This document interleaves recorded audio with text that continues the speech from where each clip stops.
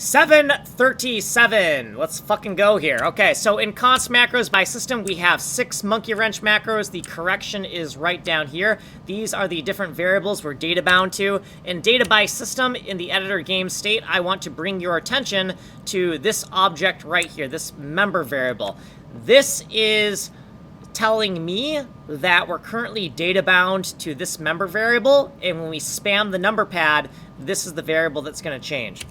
In edic2, which is our stained on bomb editor controller, we have this new function right here, edic SAW4BIL N10. We're going to modify our scrolling window called SAW4BIL with the N10 value that comes in right here, input N10.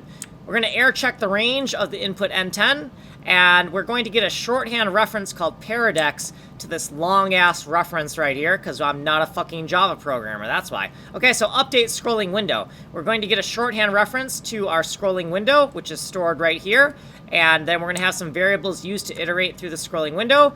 We are going to pull everything from the right over to the left, and drop off the thing all the way on the left, and then we're going to tack on a new thing at the head of our queue right here. And after we have updated the scrolling window, we're going to use the scrolling window to adjust the target member, right? So if red is in focus, we're going to update red. If green is in focus, update green. If blue is in focus, update blue, right? And then if no parameter is in focus, we've made some type of mistake, we're going to throw an error. Okay, so in the editor controller key down handler, where we handle a keyboard event, if edic2 is the editor controller in focus, we've added some new code. So let's scroll down here. So here is the edic2 specific code. So if the key has not yet been handled, we're going to do our keyboard specific code, and we're going to see if a number pad value has been pressed, right? So if the numpad has been pressed, then this value right here is going to be greater than or equal to 0, right? It'll be negative if there's no number pad input.